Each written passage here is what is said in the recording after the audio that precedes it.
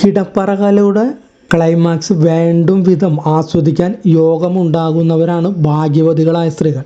അത് സ്ത്രീകളുടെ കാര്യം തന്നെയാണ് പറഞ്ഞു വരുന്നത്. രതിമൂർച്ച എന്ന അനുഭവം അതിൻ്റെ പരമകോടിയിൽ അനുഭവിക്കാൻ സ്ത്രീകൾ പലപ്പോഴും കഴിയാറില്ല എന്നതാണ് സത്യം. രതിമൂർച്ച എന്നത് സമാനതകളില്ലാത്ത ഒരു ശാരീരിക അനുഭവമാണ്. തലച്ചോറ് മുതൽ ഉള്ളംകാല് വരെ പിടഞ്ഞുണർന്ന് തരിച്ചു തളരുന്ന അപൂർവാനുഭവം.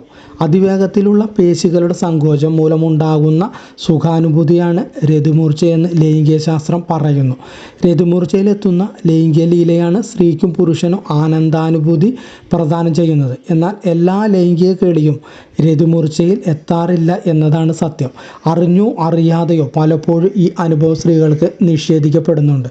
ലൈംഗിക ബന്ധത്തിൽ സ്ത്രീകർത്താവിൻ്റെ റോളുകളിലാണ് പലപ്പോഴും സ്ത്രീകൾ. രതിമൂർച്ചയെക്കുറിച്ച് പങ്കാളിയോട് തുറന്നു പറയാനുള്ള വൈമനസ്യം ഇവിടെ ഒരു വില്ലനാവുന്നുണ്ട്. ഒരു സ്ത്രീ ശരീരം ആമുഖലീലകളിലൂടെ ഉണർന്നു വരാനുള്ള ശരാശരി സമയം 15 മുതൽ 20 മിനിറ്റാണ്. അതായത് തൊട്ടും തടവിയും തഴുകിയും ചുംബിച്ചും സംഗതി 20 മിനിറ്റ് വരെയെങ്കിലും നീട്ടിക്കൊണ്ടു പോകണം.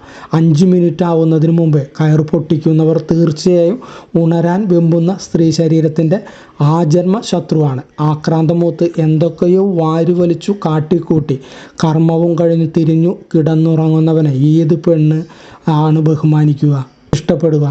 എന്നാൽ മിടുക്കന്മാർക്ക് ഈ 20 മിനിറ്റിൻ്റെ കണക്കൊന്നും വിഷമമേ അല്ല. ചിലർ സദ്യയുണ്ണുന്നത് കണ്ടിട്ടില്ലേ?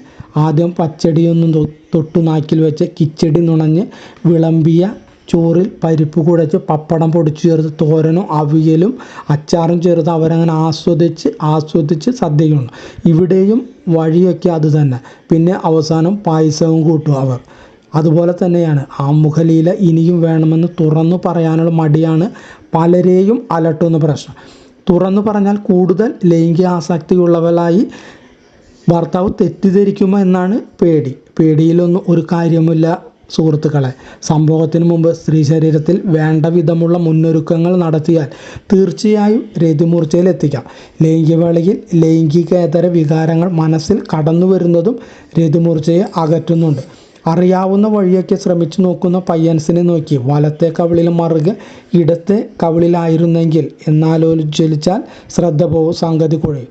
രതിമൂർച്ച ഉണർത്തുന്നതിൽ പ്രധാന പങ്കുവഹിക്കുന്നത് തലച്ചോറാണെന്ന് സംശയാതീതമായി തെളിയിക്കപ്പെട്ടിട്ടുണ്ട്. അതായത് ലൈംഗികവേളയിൽ മനസ്സ് പൂർണ്ണമായും അതിൽ തന്നെ അർപ്പിക്കേണ്ടതുണ്ട്. ലൈംഗികോത്തേജനം നൽകുന്ന ശുഭചിന്തകളും മറ്റും തലച്ചോറ് സൃഷ്ടിക്കുന്ന ആവേഗങ്ങളും ചിലതരം ഹോർമോണുകളും രതിമൂർച്ചയെ സ്വാധീനിക്കുന്ന ഘടകങ്ങളാണ്.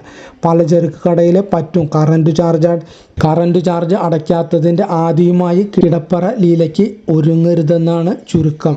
സംഭോഗവേളയിൽ യോഗവിധി അനുസരിച്ച് ശ്വാസമെടുക്കുന്നത് നല്ലതാണ്. മനസ്സ് കേന്ദ്രീകരിക്കാൻ കഴിയുന്നു എന്നു മാത്രമല്ല, സെക്സ് സുഖകരവും ആനന്ദാനുഭൂതി സാന്ദ്രമാവുകയും ചെയ്യും. ജി സ്പോട്ടിനെ കുറിച്ച് അറിയാത്തവർ ഇപ്പോൾ ചുരുക്കമാണ്.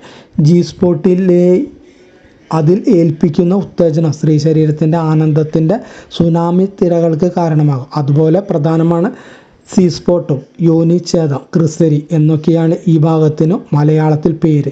അല്ലെങ്കിൽ തന്നെ പേരിൽ എന്തിരിക്കുന്നു, പ്രവൃത്തിയിലല്ലേ സുഹൃത്തുക്കളെ കാര്യം. ഒട്ടേറെ നാഡികളുടെ സംഗമ കേന്ദ്രമാണ് ഇവിടം. ലൈംഗികകളിയുടെ ഇതിഹാസ ഭൂമിയാണെന്ന് പറയാം.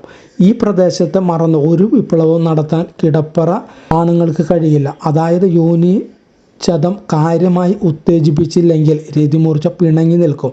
ഭോഗനിലകൾ മാറി പരീക്ഷിച്ചാണ് പലരും രതി ആസ്വദിക്കുന്നത്. എന്നാൽ ആധുനിക ലൈംഗിക വിദഗ്ധരിൽ പലരും ഇതിനെതിരാണെന്ന് അറിയുക. ലക്ഷ്യവേദിയായ സംഭോഗാനുഭൂതിക്ക് നിശ്ചിത തരത്തിലുള്ള നിരന്തരമായ ഉത്തേജനമാണ് അവർ നിർദ്ദേശിക്കുന്നത്. അനുയോജ്യമായ ഒരു സംഭോഗ താളം രൂപപ്പെടുത്തുകയും അത് നിലനിർത്തുകയും ചെയ്യുന്നതാണ് രതിമൂർച്ച തുടർച്ചയായി അനുഭവിക്കുന്നതിനുള്ള മാർഗം. സ്ഥായിയായ ഉത്തേജനത്തിന് താളഭംഗം വിഘാതമാണ്. ചില കാര്യങ്ങൾ ശാസ്ത്രീയമായി അറിഞ്ഞിരിക്കുന്നത് തന്നെയാണ് നല്ലത്. പ്രിയതമയെ അമർത്തിപ്പുണർന്ന് സുരതജാതമായ മേനി തളർച്ചയിലെത്തിക്കണമെങ്കിൽ അല്പം മെനക്കെടണം എന്ന് അർത്ഥം. രതിമൂർച്ചയിലേക്ക് എളുപ്പവഴിയോ രാജപാതകളോ ഇല്ലെന്ന് ചുരുക്കം. ക്ഷമയാണ് ഇതിന് പ്രധാനം.